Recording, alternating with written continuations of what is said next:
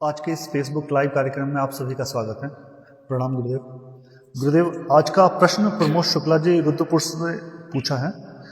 शुक्ला जी पूछते हैं कि मनुष्य के चारों जनाधिकारों में शिक्षा प्रथम अधिकार है, लेकिन सरकारों द्वारा शिक्षा का जो बजट है वो 2.6% मात्र ही पास हो रहा है, जिससे सरकारें परीक्षा नहीं करवा पा रही हैं। कई बार पेपर लीक हो जा रहा है और अब सुनने में आ रहा है कि सरकार ने परीक्षा कॉम्पिटिटिव एग्जाम की जिम्मेदारी एयरफोर्स को दी है ताकि पेपर लीक ना हो और मतलब एयरफोर्स उसको सुनिश्चित कर सके। शुक्ला जी पूछते हैं कि क्या सरकारें जनता को गुमराह कर रही हैं या योग्य व्यक्ति को मंत्रालय नहीं मिल रहा है?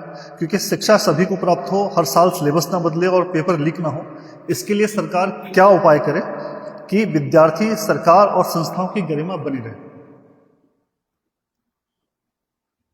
जरूर।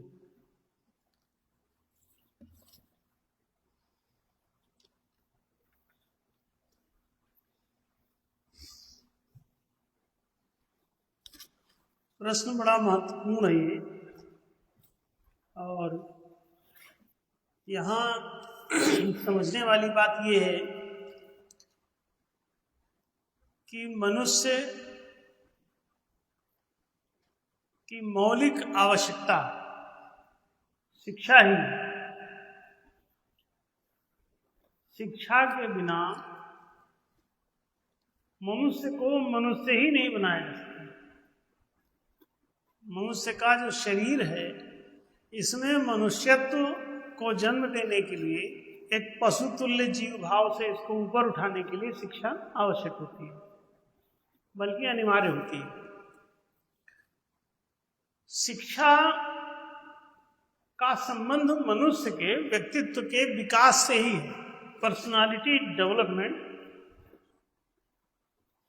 Is the basic objective of education.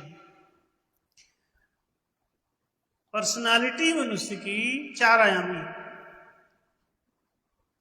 Physical, mental, emotional, spiritual. इसे आप PQ, IQ, EQ, SQ बोल सकते हो संक्षेप में। Physical quotient, intellectual quotient, emotional quotient, spiritual quotient. 4 quotients are there required to be developed, और ये प्रत्येक के लिए, चाहे वो पुरुष हो या स्त्री हो, वो गोरा हो, सांवला हो, काला हो, इससे फर्क नहीं पड़ता। वो स्त्रीलिंग हो, पुल्लिंग हो, नपुंसकलिंग हो, इससे फर्क नहीं पड़ता। किस स्थान में रहता है, किस क्षेत्र में रहता है, किस जाति में जन्मा है, किस घर में पैदा हुआ है, किस समाज, किस संप्रदाय में पैदा हुआ है, किस कल्ट में, संस्कृति में जन्मा है, इससे भी कोई अंतर नहीं पड़ता। उसको शिक्षा चाहिए होती है। जैसे कि आप सांस के बिना जीवित नहीं रह सकते, खाने के बिना आप भूखों से मर जाएंगे, वैसे ही शिक्षा के बिना आपका मन मर जाएगा। आपके पास बचेगा केवल तन, और वो भी पिटने के काम आएगा केवल। क्यों?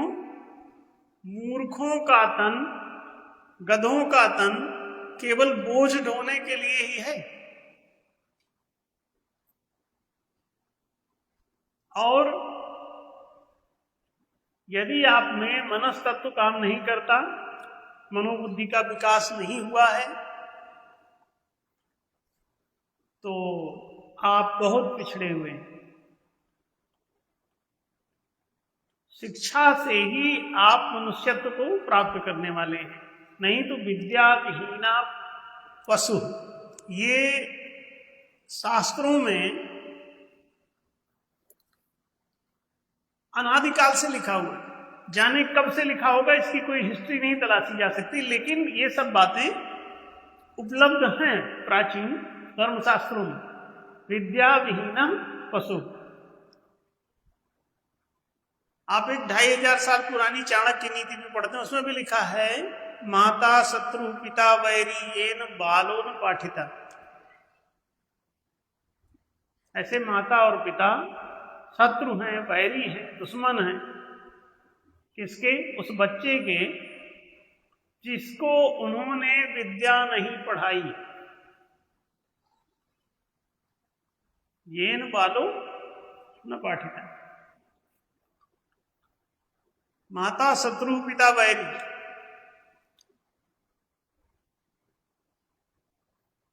और राजा लोग भी माता ही पिता हैं सामाजिक रूप से अगर देखें,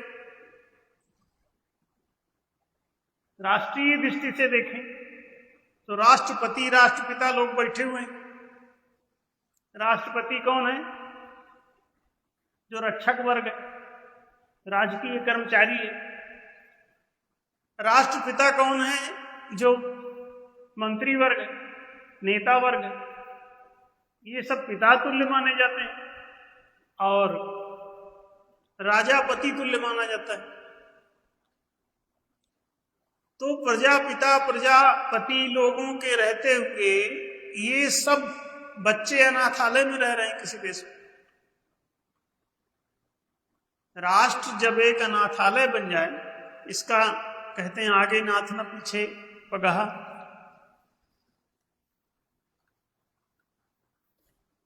वो गधे के समान ही रह जाता है। जो अनाथ है उसका कोई व्यक्तित्व नहीं विकसित होगा। मोगली अगर अनाथ रह जाए, जंगल में छूट जाए कोई मनुष्य का बच्चा, तो मोगली हो जाएगा। आपने मोगली सीरियल देखा होगा जिसमें एक बच्चा मनुष्यों का बिछड़ जाता है, जंगल में कहीं भेड़ियों के बीच में पल जाता है और वहां पल के भेड़ियों के बच्चों के साथ वो ग्रो करता है, बड़ा होता है और उन्हीं के जैसे चलता है, बोलता है, खाता है, पीता है, दौड़ता है, भागता है, खेलता है, कूदता है, उतना ही जितना भेड़िए के बच्चे करते हैं। उनके बीच में उन्हीं की भाषा बोल रहा, उन्हीं के जैसे हूं हाँ ही।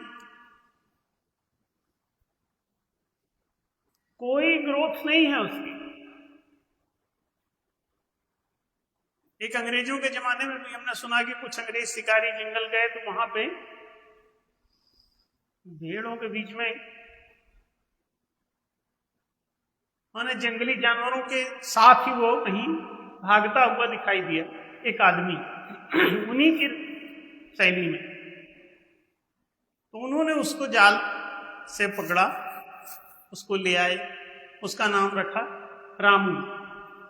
तो वो भी भेड़ियों के बीच में ही अगर पला है, उन्हीं के झुंड में पला है, तो उसकी हरकतें भी उसी भेड़ियों या भेड़ों या बंदरों जैसी ही रहने वाली है। मतलब जंगली जानवरों से ऊपर नहीं जाएंगे। उन्होंने उसको एक हॉस्पिटल में भर्ती किया कि पहले इसका इलाज हो। मेडिकल केयर में रखा गया, उसे पढ़ाने का प्रयास किया गया और उसको ABCD सिखाने में ही उसकी मौत हो गई। बड़े होकर आप किसी को प्रौढ़ शिक्षा ज्यादा नहीं दे सकते, क्योंकि सीखने की जो आयु है वो प्रथम 25 वर्ष तक ही है। उसके बाद तो आप कुछ भी मैनिपुलेट करते रह सकते हो, हेरा फेरी करते रह सकते हो, लेकिन बहुत ज्यादा आप सीख नहीं पाते कोई चीज। 99% लोगों में बहुत शिक्षुता प्रशिक्षुता या इतनी डिसिप्लिनिटी नहीं रह जाती कि जब टीचर कहे कि फला किताब खोलो तो तुम उसे ही खोल लो। तुम्हारे स्वाभिमान में आंच आने लगती है, तुम अहंकारी हो जाते हो, किसी के सुनने की स्थिति में नहीं रहते, और जितना तुम अनपढ़ रहते हो उतने अहंकारी होते हो। जैसे किसी बड़े कुत्ते से बोलो कि यहां खड़े हो जाओ तो नहीं खड़ा होता। तो मनुष्य शिक्षा के बिना पशु तुल्य रह जाता है। इसीलिए कहा गया है विद्या ददाति विनयम, विद्या ददाति विनयम और विनयादि याति पात्रताम। अपात्रत्वात् सर्वम आपनोति, सब कुछ प्राप्त हो जाता है। पात्रता के द्वारा आपको सब कुछ प्राप्त हो जाता है। आप जिस चीज के लिए पात्र हो जाते हैं, योग्य हो जाते हैं, तो वो चीजें आपको स्वतः प्राप्त होने लगती हैं। योग्यता ही चाहिए बस। तो विद्या ददाति विनयम, विद्या ही आपको विनम्र बना सकती है, दूसरी कोई चीज नहीं। अन्यथा आपका अहंकार बढ़ता चला जाता है। कई लोग सोचते हैं कि कई लोग तो बड़े पढ़े लिखे हैं और फिर भी बड़े अहंकारी हैं। नहीं, अब वो स्वाभिमानी हो गए होंगे, अहंकारी न रह गए होंगे। स्वाभिमान थोड़ा मूल्य बोध बढ़ा लेता है, अहंकार तो केवल आकृति बोध तक ही सीमित रहता है। अभिव्यक्त आकार को ही, प्रकट जो आपकी आकृति है, इसी को आप अहंकार कहते हैं। आपका जो एक ससीम आकार है दैहिक, इसको अहंकार कहते हैं। लेकिन स्वाभिमान स्वमूल्यवत्ता का बोध हो जाता है, शिक्षा से कुछ मूल्य बोध बढ़ जाता है आपका। तो शिक्षा पहला काम यही करती है कि आपको मूल्य बोध करा देती है, मानसिक विकास कर देती है, तो मन से मानवबोध हो जाता है। हाँ, यदि मन में ये ज्ञान हो जाए कि सत्य क्या है। सत्य कहता है कि जितने भी मैं तू हैं, कि जितने भी अहंकार स्वाभिमान के संघर्ष हैं, इन मैं तू के बीच में वास्तविक गैप नहीं है, वास्तविक दुराव नहीं है, वास्तविक भेद नहीं है। आत्मिक तल पर ये अभेद है, क्योंकि आत्मा वैसी है जैसे कोई एक कैनवास हो, कागज हो बड़ा सा, और उस पर बहुत सारे मैतू के चित्र बना दिए जाएं, लेकिन वो कागज एक ही रहता है। चित्र उस पर उभरे हुए अलग अलग प्रतीत होते हैं, लेकिन वो कागज एक रहता है। जैसे एक ही सोने की धातु से बहुत सारे आभूषण बना दिए जाएं, तो उनमें जो आधार तत्व है, आत्म तत्व है, वो एक ही रहा आता है, और आकृतियां की अंगूठी अलग आकार प्रकार की है। तो एक अहंकार दूसरे का अहंकार दूसरे प्रकार का। मूल्य बोध भी उनका अलग अलग हो सकता है कि सोने का रेट अलग है और चांदी का रेट अलग है, और माने सोने की अंगूठी। आकार भेद भी अंतर वाला हो सकता है, और मूल्य भेद भी हो सकता है, क्योंकि उनके रेट अलग अलग बिक सकते हैं। सोने की अंगूठी अधिक महंगी हो सकती है, चांदी की अंगूठी उससे कम हो सकती है, लोहे की अंगूठी और उससे कम हो सकती है। मतलब ये है कि ये मूल्य बोध तो मानसिक है, लेकिन आकार बोध तो पशुओं में भी है, अहंकार पशुओं में भी होता है, लेकिन स्वाभिमान मनुष्यों का चालू होता है। मूल्य बोध इनको हो जाता है कि कुर्सी पर बैठेंगे, जमीन में नहीं, अपने को कुछ समझ रहे हैं, थोड़ा सा वजन फील हो रहा है हमको अपना, कि कुछ महत्वपूर्ण है। वो आईएएस पास हो गए तो और जमीन पे ना बैठो। तो मतलब ये है कि आपको शिक्षा से मूल्य बोध हो जाता है, लेकिन एक फायदा और भी है कि उस बोध की सामर्थ्य में ये सत्य का बोध भी हो जाता है, ये भी हो सकता है, इसको भी कर लो, दर्शन तक पढ़ा दो। अगर सत्य का दर्शन पढ़ा दिया जाए तो दार्शनिकता का बोध तुमको विनम्र बना देता है। ये बड़ा अद्भुत है। विद्या ददाति विनयम, तो विनयाद याति पात्रतम। और अगर तुम विनम्रता को प्राप्त हो गए हो तो तुमको सफलता की चिंता करने की कहीं जरूरत नहीं है। तुम जब तक मूर्ख हो, अहंकारी हो, अज्ञानी हो, स्वाभिमानी हो, तभी तक तुम सफलता के लिए परेशान रहोगे। जिस दिन तुम्हारा ये अहंकार स्वाभिमान टूटा, उस दिन तुम सफल हो चुके। और टूटा नहीं, इससे तुम पार निकल जाते हो। एक्चुअली इसकी टांग छोटी पड़ जाती है। जैसे अहंकार की टांग छोटी पड़ गई है स्वाभिमान के चक्कर में। जिनका स्वाभिमान स्वमूल्य बोध बढ़ गया है, तो उस स्वमूल्य बोध के कारण अहंकार उनका टूट गया है। पढ़े लिखे व्यक्तियों में अहंकार नहीं होता, स्वाभिमान होता है। शिक्षित हर व्यक्ति स्वाभिमानी। मन बुद्धि चित्त अहंकार उनका, मन में तर्क शक्ति जाग जाती है, बुद्धि में बोध शक्ति तीव्र हो जाती है, ये परिष्कृत होते चले जाते हैं। स्मृति में बड़ी अच्छी अच्छी चीजें स्टोर हो जाती हैं। इसी तरह अहंकार भी परिष्कृत होकर के उसमें बड़ी अच्छी बातें आ जाती हैं कि आप हर चीज का आदर करने लगते हो, मूल्य देने लगते हो, आप अपने कपड़ों को भी संभाल के रखते हो। अच्छा, पशु पक्षियों को अपने कपड़े कोई भी पहना दो, वो सब फाड़ फूड़ के चले आएंगे, क्योंकि वो मूर्ख हैं, वो सिर्फ अहंकारी हैं। उनके शरीर को छेड़ोगे तब तो अटैक कर देंगे। लेकिन पढ़े लिखे आदमी की कोई सामग्री भी, मोटरसाइकिल में भी उसके हाथ लगा दो तो नाराज हो सकता है, बिना पूछे कोई चीज छुओ। स्वाभिमानी आदमी एकदम विदाउट परमिशन। आप घर के अंदर कैसे आ गए, आपने ये कैसे छू लिया, यहां आप कैसे बैठ गए, खड़े हो जाइए। ये कुत्तों भैंसों गायों को इसकी चिंता नहीं। शिक्षा ने आपको स्वाभिमान दिया, मूल्यबोध दिया, महत्वबोध दिया। अब आप देख लीजिए, तो जो शिक्षित नहीं है उसको अहंकार के अलावा कोई चिंता नहीं है। जो शिक्षित हो गया है उसको स्वाभिमान के अलावा और कुछ नहीं दिखाई देता। वो स्वाभिमान में अंधा है शिक्षित आदमी। कई बार उसके स्वाभिमान को लोग सोच लेते हैं बहुत अहंकारी। नहीं, अहंकारी नहीं है, वो स्वाभिमानी है। अहंकार का चक्कर उसका खत्म, स्कूल जा चुका है।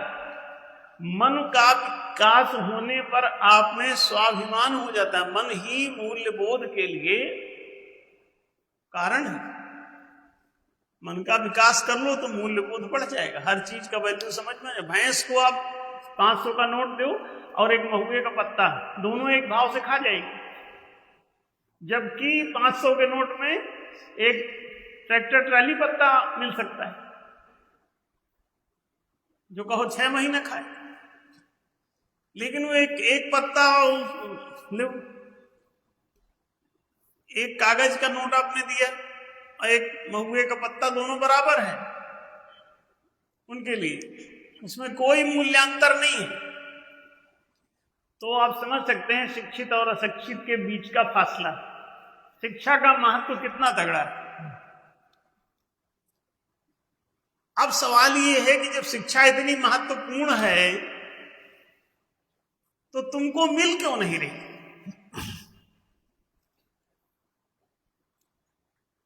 शिक्षा क्रम से आपका विकास करती है। पहले फिजिकल, फिर मेंटल, माने पहले अहंकार, फिर स्वाभिमान, फिर ये बढ़ाती चली जाती, फिर भावनात्मक रूप से आपको विनम्र बना देती है। कब? जब आपको दार्शनिक बोध करा दिया जाए तो आप विनम्र हो जाते हैं, भावनाशील हो जाते हैं, संवेदनशील हो जाते हैं, बड़े सरल, विनम्र, उदार, दयालु, संबंध बोध वाले हो जाते हैं। क्यों? अब ये रसायन आगे का घुल रहा है। स्वाभिमानी कब संवेदनशील हो गया?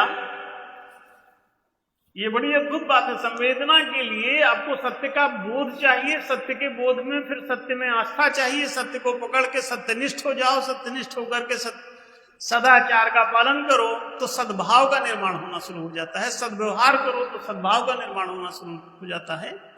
उसके पश्चात आपका सुंदर भाव जगत विकसित होता है। तो ये मूल्य जगत, मनोजगत से भाव जगत ज्यादा गहराई में है। आपको इसीलिए जो चीज जितनी गहरी है उतना ऊंचा उठा देती है। आपके जीवन की जड़ें जितनी गहरी होंगी उतना ऊंचा भवन बना सकते हो, उतना ऊंचा पेड़ उगा सकते हो।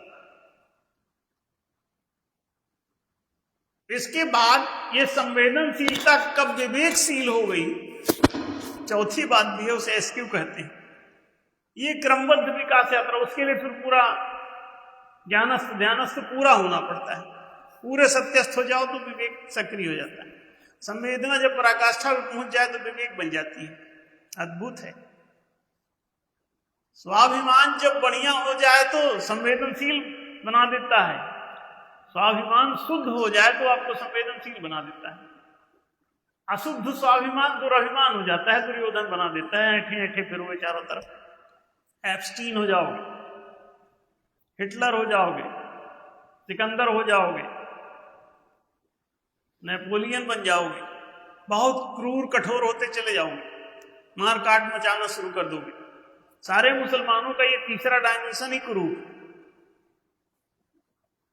भारत से ही जो कनेक्टेड है, कोई सूफी उफी परंपरा, उन्हीं में थोड़ा बहुत इमोशनलिटी दिखती है, बाकी सारे के सारे क्रूर हैं। बौद्ध मैक्सिमम क्रूर हैं, क्योंकि जो मांसाहारी हैं उनको कभी संवेदनशील नहीं बनेंगे, उनका इमोशनल कोशंट कभी काम नहीं करेगा। उनको राजकीय पद पर रखोगे तो रक्षा नहीं बख्शा होगी। वो रक्षण नहीं, वो भक्षण करेंगे। वो रक्षक नहीं, वो भक्षक बनेंगे। जिनके मन में, और वो किसी धर्म का, हिंदू भी अगर मांसाहारी है तो उसको राजकीय पद पर मत बैठाना, वो बहुत क्रूएल होगा, रक्षा नहीं करेगा। बहुत संवेदनशील आदमी आपकी रक्षा के लिए दौड़ता है, करुणा मांगे। क्रूर व्यक्ति नहीं दौड़ सकता। आपके गिरने पर आपको उठाने वाला, आपको पिटने पर बचाने वाला कोई बहुत संवेदनशील आदमी होता है, जो आपकी लाठी अपने खुद के ऊपर खा के भी आपको बचा देता है। कितनी बड़ी बात है। जिसे न दर्द हो पराये का, गैर के आंसुओं से प्यार न हो, ऐसा व्यक्ति संवेदनशील नहीं होता। और इनको कभी रक्षा के पद पर मत बैठाना। और राजनेता के पद पर वो तो विवेकशील आदमी बैठता है, एसक्यू स्तर का, वहां कहां बैठा हो। स्वाभिमानी आदमी को आप वाणिज्य के क्षेत्र में ले जा सकते हो, वहां दिन भर मान मूल्य, पैसा कितना आया कितना गया, सेल परचेज प्रॉफिट, ये दिन भर मूल्य का संकलन, मान का संकलन सारा दिन बनिया करता है। वैश्य वर्ग, आईक्यू वाला है, इंटेलेक्चुअल है, वो स्वाभिमानी है वो। और अहंकारी लोग जो शरीर के मद में घमंड में फूले हुए हैं, उनको बड़े मजे से, वो मेहनती होते हैं, उनको किसी क्षेत्र में ही लगा सकते हो। और जो दुष्ट हो गए हैं वो न खेती करेंगे, न वाणिज्य करेंगे, न आपकी रक्षा करेंगे, और ना ही आपका नेतृत्व करेंगे। वो दुष्ट होते हैं केवल। तो ये सब समझ लो। आपको शिक्षा मिल क्यों नहीं रही है, ये आप समझ लो। जिसमें करुणा, दया और विवेकशीलता होगी, संवेदना होगी, सद्विवेक होगा, वही लोग, उन्हीं को क्षत्रिय और ब्राह्मण कहते हैं। संवेदनशील आदमी क्षत्रिय होता है क्योंकि छाती उसकी प्रेम से भरी हुई, संवेदना से भरी हुई। और विवेकशील आदमी ब्राह्मण होता है, उसकी आत्मा चैतन्य है। समस्त आदतों से मुक्त आत्मा को ही सद्विवेक कहते हैं। तो ये जब तक सुपात्र लोग नहीं होंगे तब तक आपको शिक्षा देंगे क्यों? आपके समाज के जो नेतृत्व करता है वो भी संत महात्मा, जिन्हें पुरोहित आप कह रहे हो, वो भी आपको ठग रहे हैं, वो भी शिक्षित नहीं कर रहे हैं आपको। और आपके राजनेतागण हैं वो भी आपको ठग रहे हैं, वो भी। अब 2.5% कह रहे हैं कि 2.6%, मतलब 2.5% के आसपास बजट शिक्षा का चल रहा है, इतने बड़े। और 100 लाख करोड़, 25% होता है शिक्षा बजट, क्योंकि सरकार के 4 ही कार्य होते हैं: जनता को शिक्षा देना, जनता को रोजगार देना, जनता को आवासीय सुविधाएं देना, जनता को चिकित्सादि संरक्षण सेवाएं प्रदान करना। इन 4 में से आपको प्रत्येक सेवा के संचालन हेतु 25% बजट चाहिए। 4 भाग में 1 रुपए के सिक्के को डिवाइड कर दो तो 4 भाग में वो 25% बजट चला जाएगा।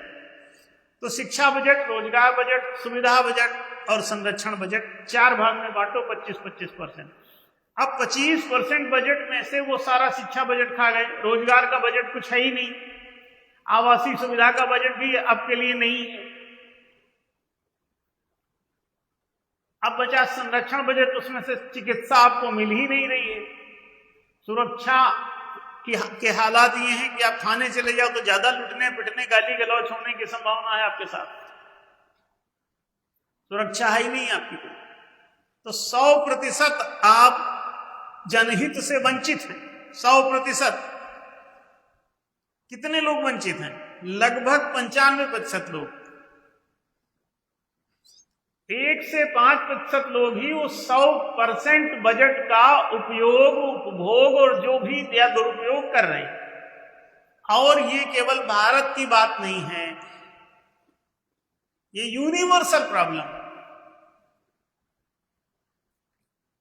यतो धर्मस्ततो जयः, जनता पराभूत है, क्योंकि जनता में धर्म नहीं। जहां धर्म नहीं है वहां जीत नहीं होगी तुम्हारी, तुम हारे रहोगे। हारे हुए को गुलाम बनाया जाता है, प्रजा हारी हुई है। 1 से 5% आदमियों ने तुमको जीत रखा है। और ये ध्यान रखो, वो 1 से 5% आदमी किसी जाति विशेष के नहीं है, या हर जात का आदमी उसे 1 से 5% में घुसा हुआ है। और वो तुमको बताएगा, किसी दूसरी जाति के ऊपर कभी उंगली, किसी दूसरे संप्रदाय की तरफ उंगली उठा देगा, कभी किसी दूसरे देश के ऊपर उंगली उठा देगा। पाकिस्तान कहेगा भारत की वजह से वो बर्बाद है, भारत कहेगा वो पाकिस्तान की वजह से बर्बाद है। ये हमेशा जानते रहो, वो लोग बहुत 5% आदमी वो बहुत ज्यादा धूर्त होते हैं, और वो हर कौम में है, हर संप्रदाय में है। हिंदू, मुस्लिम, सिख, ईसाई, जैन, बौद्ध, पारसी, बहाई, सब में 5% चोर, उचक्के, लुच्चे, लफंगे, बदमाश, डकैत, उपद्रवी, आतंकी, फ्रॉड, धोखेबाज, गुलाम बनाने वाले, अपने से कमजोर का भक्षण कर जाने वाले, शिकारी प्रवृत्ति के हत्यारे, बहुत तगड़े खतरनाक लोग। 1 से 5%, उनमें मूल जो है 1% ही होते हैं, ये पूरे दुनिया में है। और 4% वो उनके जर खरीद गुलाम होते हैं, दूसरे चाटुकार उनको कहते हैं, सीधे गुलाम नहीं बोलते, उनको अपना नौकर बना लेते हैं, और इनको सबको गुलाम। तो नौकर से पहले जो थोड़ा सा पेड गुलाम है उसको वो नौकर कह रहे हैं, और जो अनपेड, इनको बस कूटो पीटो, इनसे काम ही करें और इनका सब प्रतिफल तुम उठा लो, राजकोष में भर लो, सेठ कोष में भर लो, या कहीं भी भर लो और एंजॉय करो।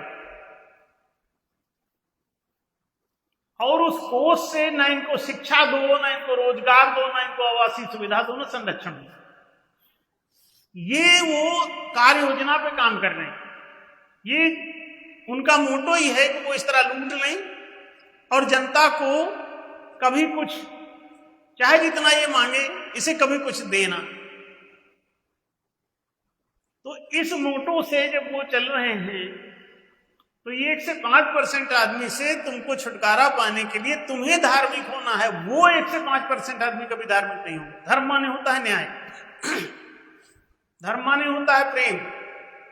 तो ना तुम में प्रेम, ना तुम में न्याय की आकांक्षा, तो तुम गुलाम होगे ही। तुमको ना शिक्षा दी।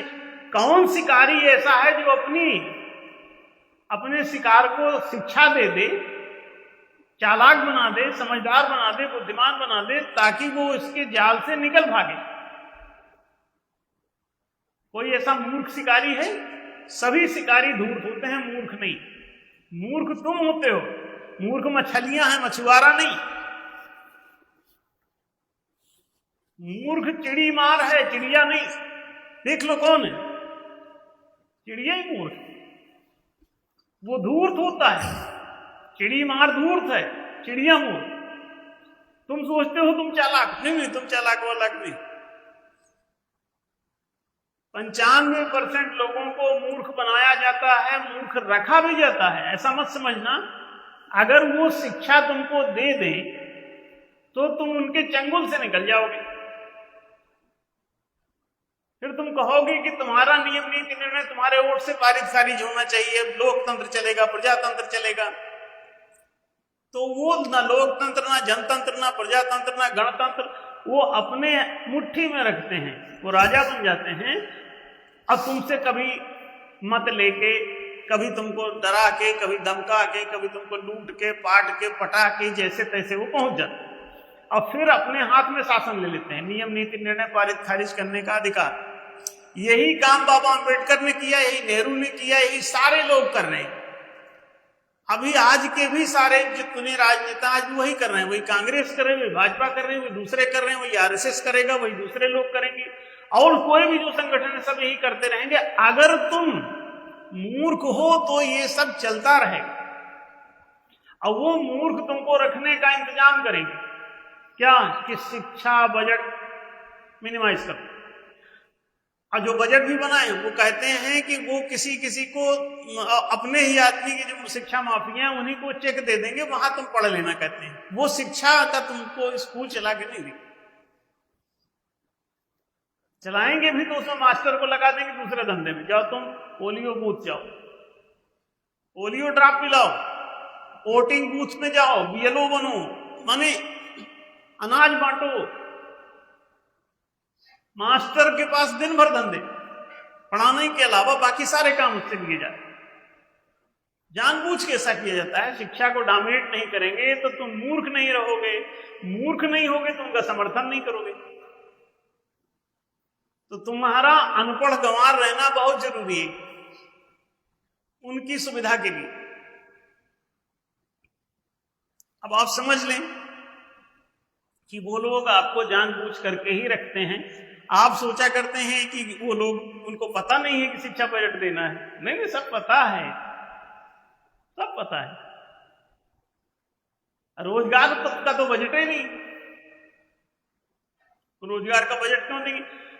25% शिक्षा बजट बना के उसको एक कोष बना दो, उसमें से इधर उधर मत करो, उसी में से जो बचता है उसी से बिल्डिंगें बनाओ विद्यालय। हमेशा 25% उसमें डाल दो, पैसा कभी खत्म ही नहीं होगा। ऐसे ही रोजगार बजट में एम्प्लॉयमेंट फंड बना दो, उसमें डालते रहो 25% बजट। वो पैसा इतना हो जाएगा कि कितना भी बिना ब्याज का आप उसमें से कैपिटल ले लो, लिक्विडिटी उससे मिल जाया करेगी, लोन नहीं, ब्याज की जरूरत नहीं होगी, वो तुम्हारे लिए जमा। तुम उसमें से लिक्विडिटी ले लो और कोई भी जो उससे तुम दुकान बनाते हो, जमीन खरीदते हो, मकान बनाते हो, उसका पेपर लगा दो, तो तुम वेस्ट नहीं करोगे। अगर उसकी किस्तें जमा कर दोगे तो पेपर वापस मिल जाएगा, नहीं करोगे तो पेपर वहीं रखा रहेगा।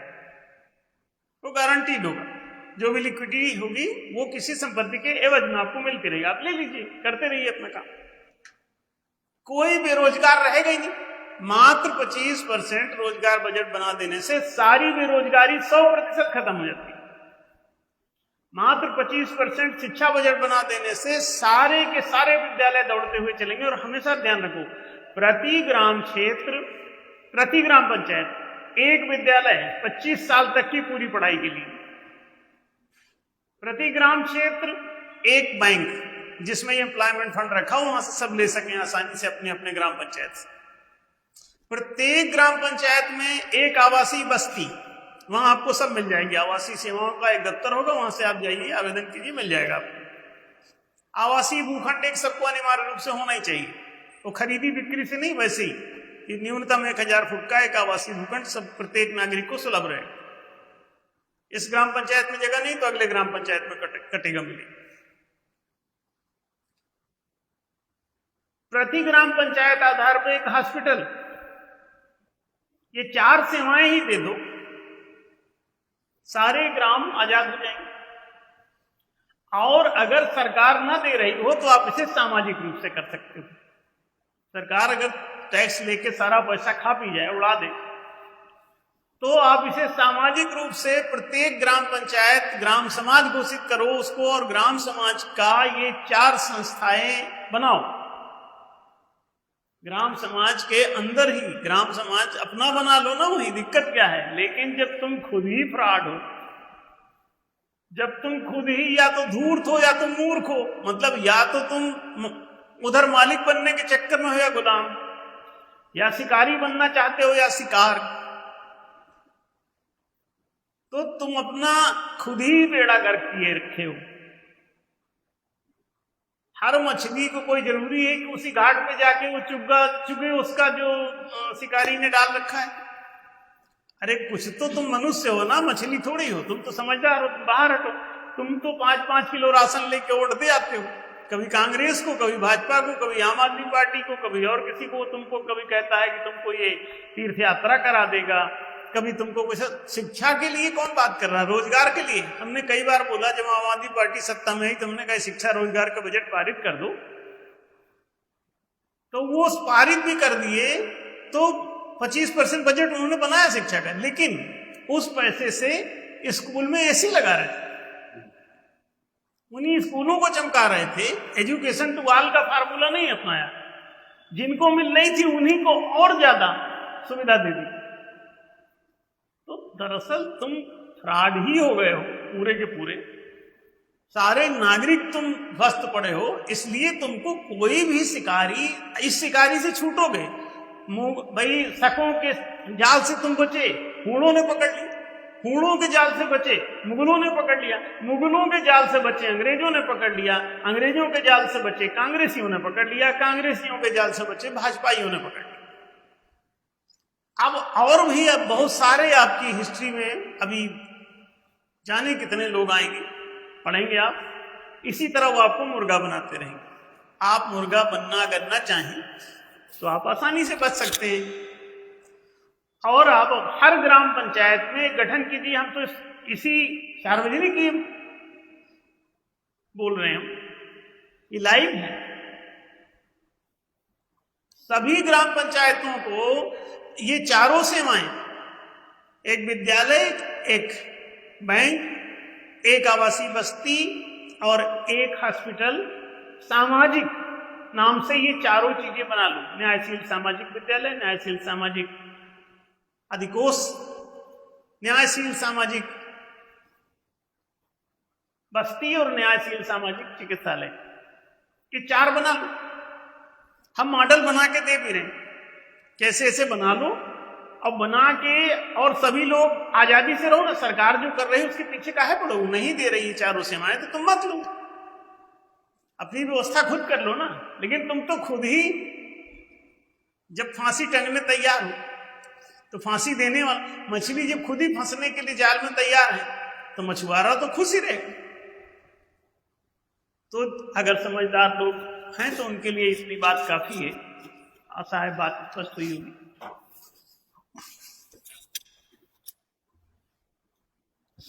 धन्यवाद गुरुदेव। आपने आज के प्रोग्राम में मानवीय जीवन के लिए शिक्षा कितनी महत्वपूर्ण है और किस प्रकार सरकारें ये चारों जन अधिकार, शिक्षा, रोजगार, सुख सुविधा और संरक्षण आसानी से प्रत्येक व्यक्ति को दे सकती है।